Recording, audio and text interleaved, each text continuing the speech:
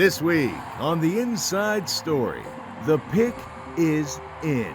Vice President Kamala Harris names Minnesota Governor Tim Walz as her running mate. We'll introduce you to this former public school teacher and examine what he brings to the Democratic ticket for the White House. Also, how does he match up against former President Donald Trump's running mate, the youngest vice presidential candidate in history? See what JD Vance's fellow millennials are saying about his campaign. And meet his wife, the daughter of Indian immigrants. Plus, following the biggest prisoner swap since the Cold War, we speak with our colleague now that she's out of Russian custody. Now, on The Inside Story, USA Votes 2024.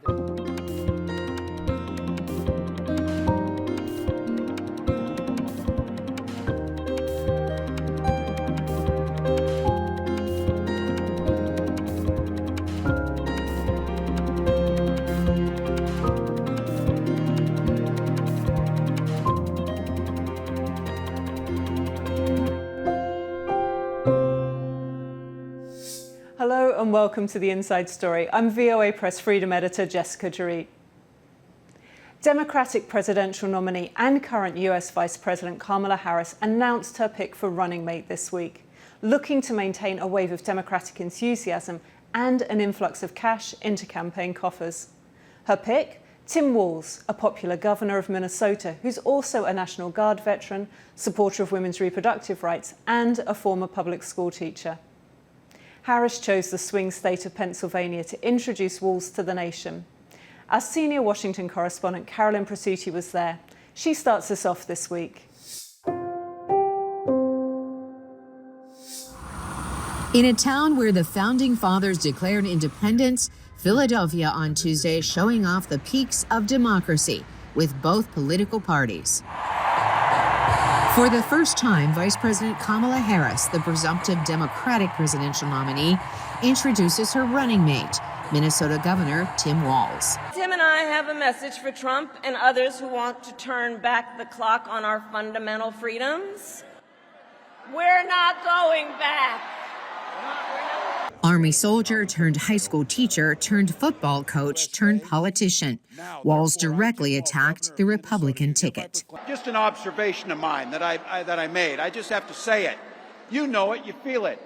These guys are creepy, and yes, just weird as hell. That's what you see. That's what you see. Some Democrats say Walz will bring back former Trump Democrats from swing states. I think that that's a core demographic that Harris campaign will have to win, and I think Tim that really speaks to those voters. Just a few hours prior, on the other side of town, and she ought to answer for the fact. The other side, Republican vice presidential nominee JD Vance held his own rally with a unique twist, answering questions from the media. Let's talk a little bit about foreign policy. And with some sharp words for Harris's running mate. Tim Walz's record is a joke. He's been one of the most far-left radicals in the entire United States government at any level. What your ancestors... Vance struck out at Democrats on immigration, fentanyl, and the economy, calling the stock market drop the Kamala crash. Undecided voter Wayne Eastman carried Vance's memoir as he stood in line to see the rally. It's unusual to have a politician who's a writer, too, so, curious. In 90 days, U.S. voters will make the decision between a former president and a current vice president. But the Harris team is pushing a chant to avoid a Trump repeat.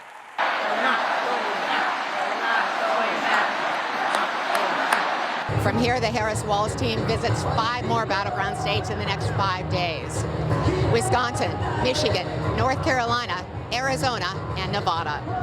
Carolyn Prosuti, VOA News, Philadelphia, Pennsylvania. When it comes to picking a running mate in the presidential elections, there's a saying, do no harm. And now that we've met both parties' nominees, the question is, how will either candidate help the person running for president? Veronica Balderas-Iglesias looks at the historical relevance of VPs and what Tim Walz or JD Vance bring to their respective tickets. With great confidence in her decision, Vice President Kamala Harris introduced Minnesota Governor Tim Walz as her running mate on Tuesday in Pennsylvania. In his state, he has been a model chief executive, and with his experience, I'm telling you, Tim Walz will be ready on day one. Republican presidential nominee Donald Trump also hails the political record of his running mate, Ohio Senator JD Vance. But the former president recently downplayed the importance of vice presidential picks. And I think this is well documented.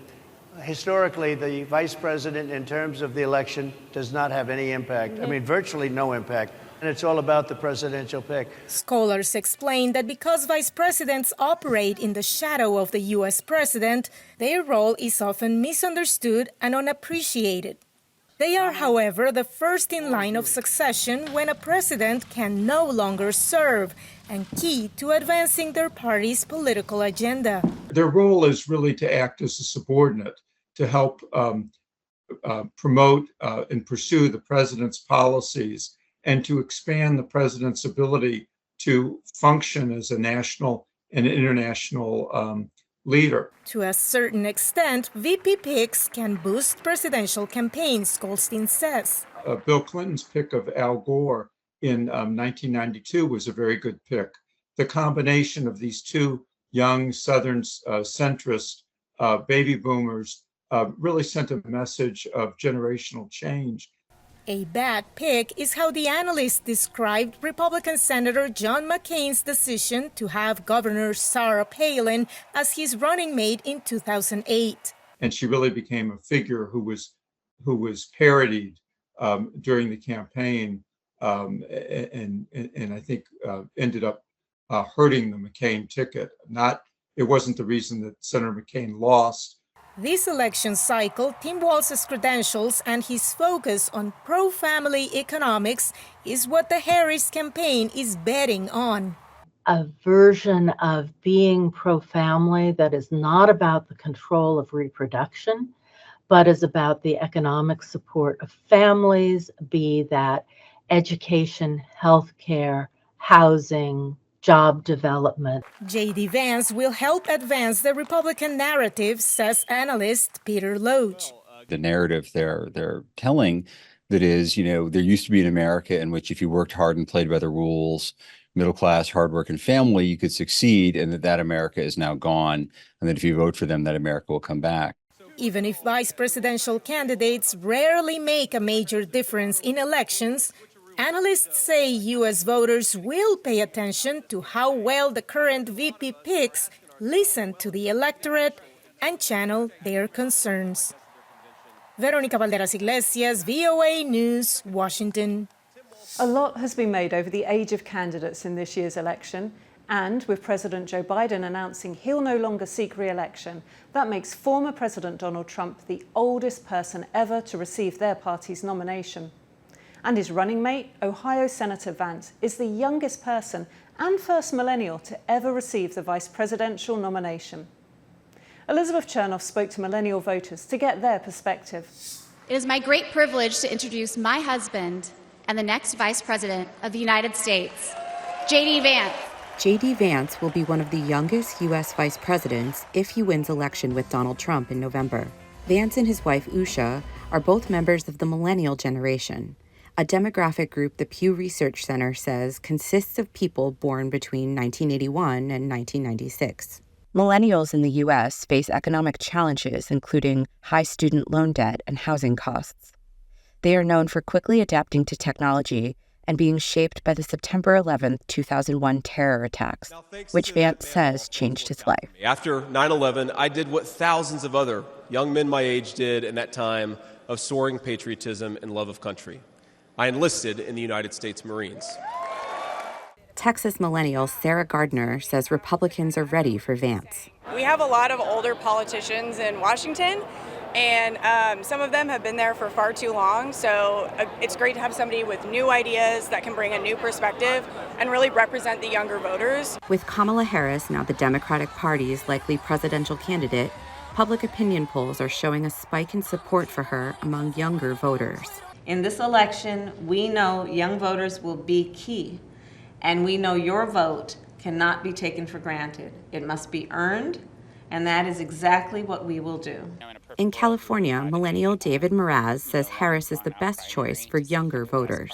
But I think in this moment, to have a competitive race, I think she is a fresh face. I think she has the qualifications to assume the role, and I think she can take it to Trump. Combined, millennial voters and those from the younger Generation Z make for a powerful voting bloc, says Denora Getachew, the CEO of DoSomething.org, a group that encourages young people to take part in activism and service. If they turn out to vote at the same levels they did in 2020, they'll make up 37% of the electorate, right? So there's step one, actually register to vote. Step two, turn out to vote, or show up for what, as we say. While millennial voters are politically diverse, they generally agree on the need for change. We're seeing America crumble down to the ground, and that's because the people who are elected are not of our age. The next generation are people who are 20s, in their 30s, and their 40s. Why do we have people in their 50s, 60s, 70s, 80s representing us? 70% of millennial voters say inflation and cost of living are their top election issues, according to a U.S. News and World Report poll. Those economic concerns rank far ahead of reproductive rights, gun violence, and climate change. Elizabeth Cherneff, VOA News, Washington.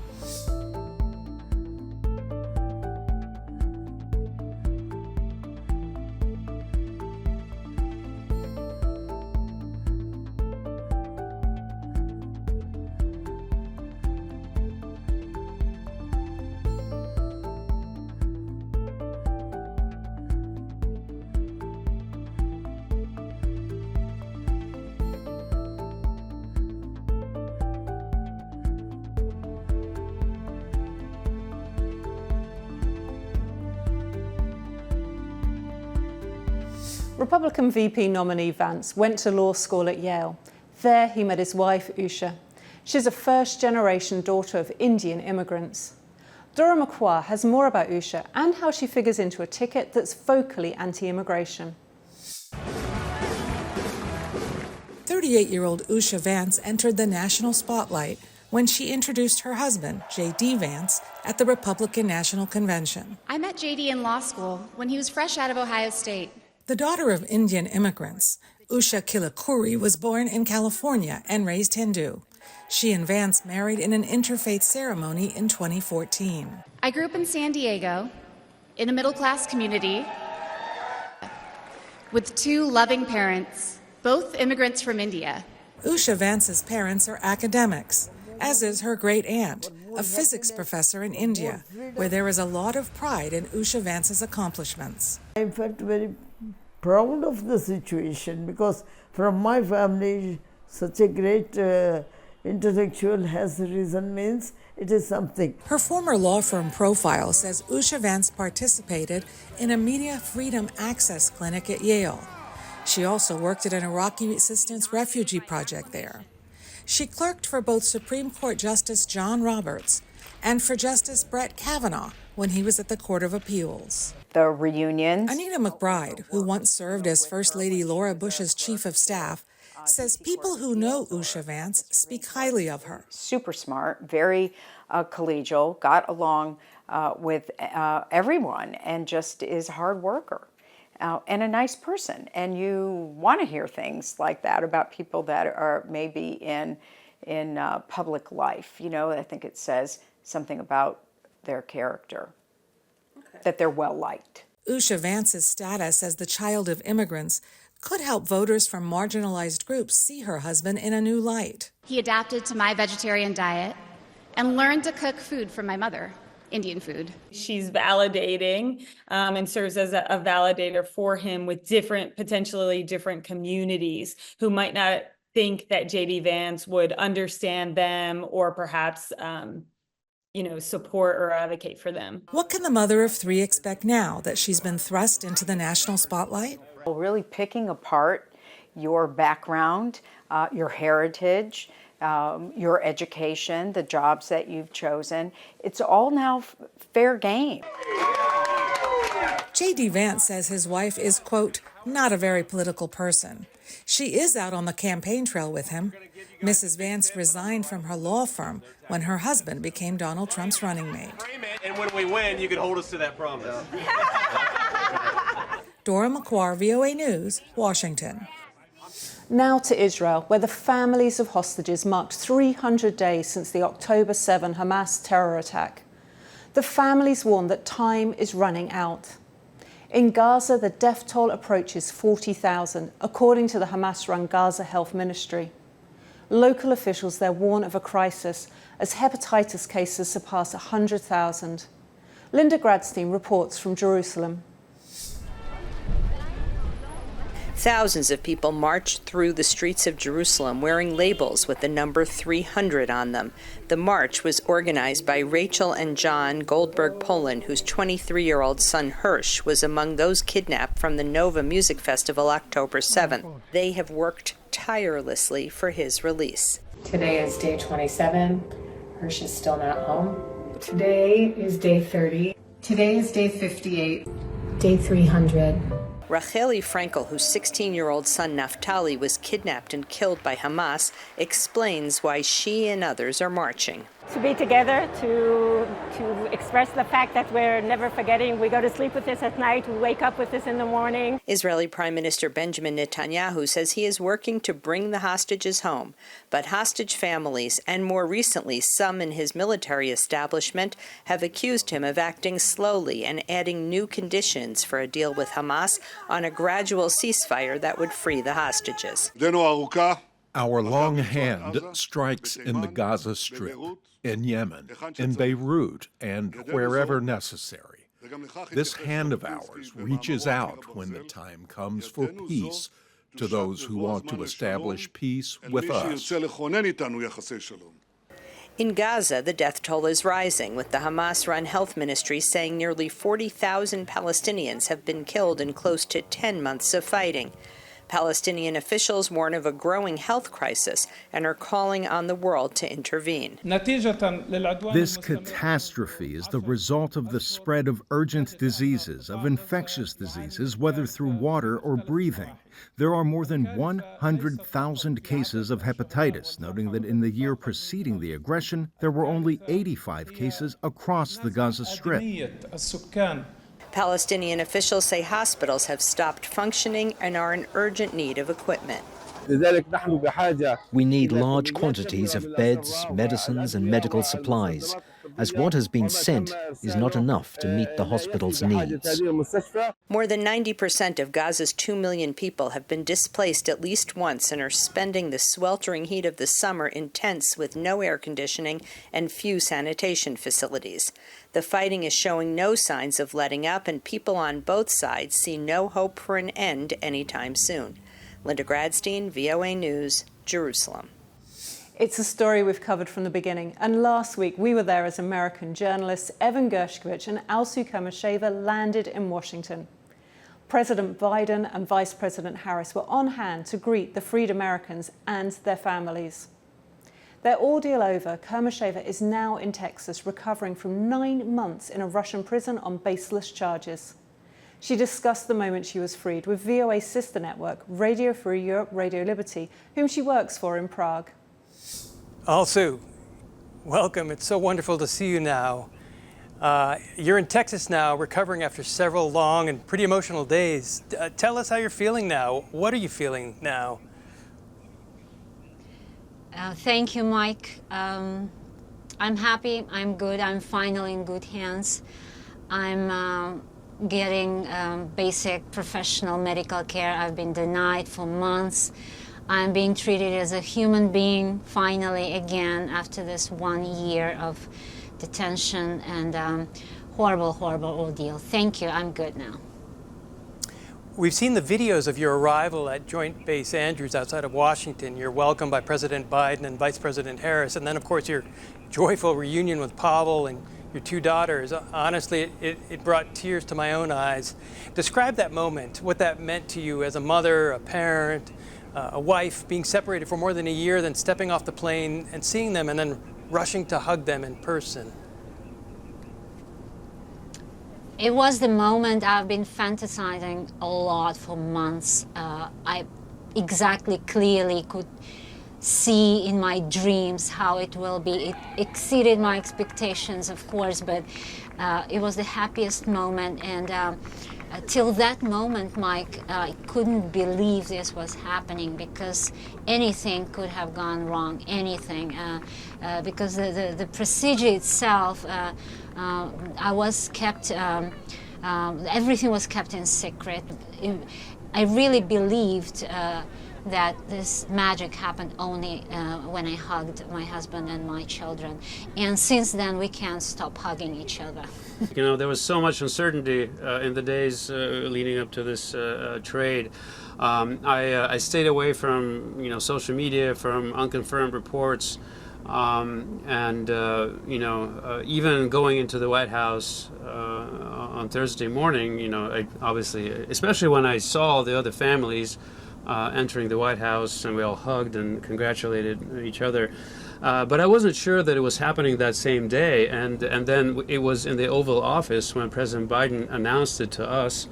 And I still found it hard to believe. And it was, many things came as a surprise on that day. And, including the phone call that was made from the president's desk in the Oval Office. So we were so happy to finally hear Alsu's voice after so many months of no communication with Alsu. Are there other things that you've been enjoying that perhaps you realized you've missed so much? My first clean water in a glass. I had it on a plane from Ankara to Andrews Airport. I've been dreaming of a first glass of water, my first clean long shower in a hotel, my first sleep in a decent bed. I'm still having my first, and it's been only a couple of days, right? I lost track, but I'm still having those first. Today, this morning, I had my first walk by myself, without surveillance, without supervision, without anyone taking me anywhere.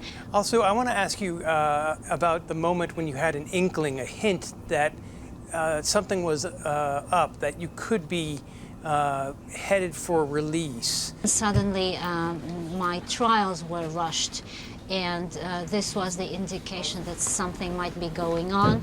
Also, I learned that Evan's trials were on the same day, and somehow I was thinking that might be a sign. Then it was silence for some time again, and I was taken from the prison in Kazan to a very different destination. They told me they were taking me to an opposite destination from Moscow. But again, there was hope.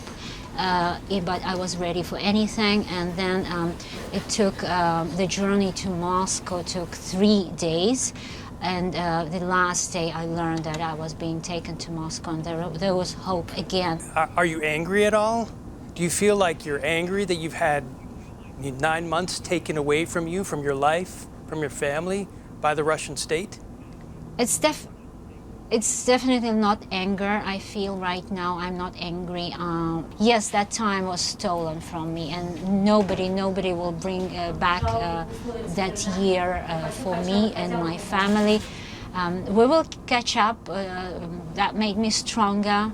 That made our family stronger.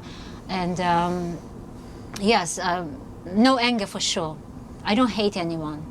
I'm happy to be back. I'm happy to be with my children now. I'll be a normal mom. I will be taking care of my family. I'm looking forward to it. We are solving basic problems like back to school things right now, and I really am looking forward to do that. That's all for now. Thanks for watching. For the latest news, you can log on to voanews.com. You can follow us on Instagram and Facebook at VOA News. For all the press freedom related content, you can follow me on X at Jessica Dorit. Catch up on our past episodes at our free streaming service, VOA+. I'm Jessica Dorit. We'll see you next week for The Inside Story.